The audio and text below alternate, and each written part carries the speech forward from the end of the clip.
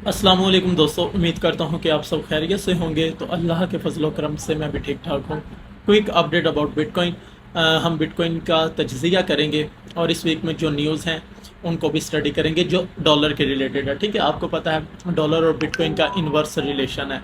फिर दूसरी बात, आपने अभी देखा मार्केट ने क्रैश किया। रीज़न इज़ दैट के ईरान ने इसराइल के ऊपर मिसाइल फेंके। अच्छी बात है, और वैसे ये गुड न्यूज़ भी है, लेकिन इन केस मार्केट ये एक बैड न्यूज़ भी है। ओके।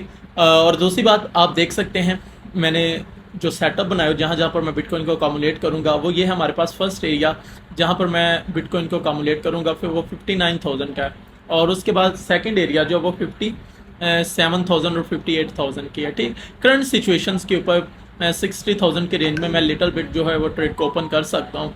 ठीक है, स्मॉल प्रॉफिट के लिए। लेकिन ये जो दो एंट्रीज हैं ये मेरे लिए एक अच्छी एंट्री मानी जाएंगी।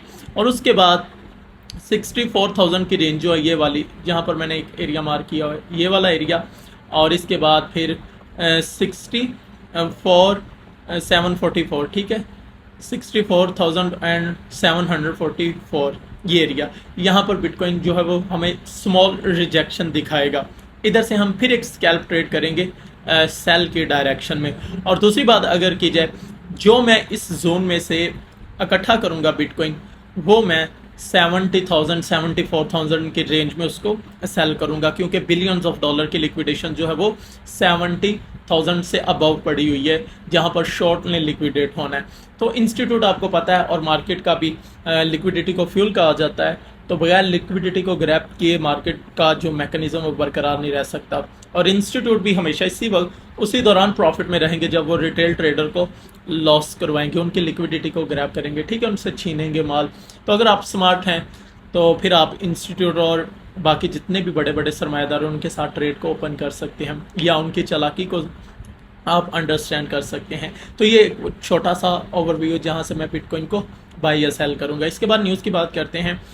आज वेडनेसडे अक्टूबर 2 है, तो हमें पता है US ADP non farm employment change का जो डाटा है वो आना है। मैंने ये न्यूज़ अपने सोशल्स प्लेटफॉर्म के ऊपर शेयर की हुई है। और कल मोस्ट इम्पोर्टेंट डे है हमारे पास। ठीक है, हाई इम्पैक्टेड न्यूज़ है 3 अक्टूबर को। फिर उसके बाद 4 अक्टूबर को भी हाई इम्पैक्टेड न्यूज़ है। उसके बाद 5 6 7 इतनी इम्पोर्टेंट न्यूज़ नहीं है, और ना ही कोई इवेंट्स है, क्योंकि उस दिन सैटरडे संडे है, और मंडे को वैसे कोई न्यूज़ नहीं आ रही। इसके बाद अगर कोई हाई इम्पैक्टेड न्यूज़ आएगी तो वो 9 तारीख को और 10 तारीख को। सीपीआई का डाटा जो है वो 10 तारीख को रिलीज़ होगा। तो ये क्विक अपडेट है। और आप ईरान और इसराइल की वार की सिचुएशंस को मद्देनज़र रखें, उनके ऊपर ज़्यादा फोकस रखें, और इतना भी फोकस नहीं रखना कि आप एक छोटी छोटी र्यूमर्स के ऊपर भी, जो मार्केट में र्यूमर्स आते हैं, आप उनमें ट्रैप होकर और अपना कैपिटल गवावें, या एक रॉन्ग डायरेक्शन में आप ट्रेड ले लें। ऐसा भी नहीं करना। टेक केयर, जज़ाकल्लाह।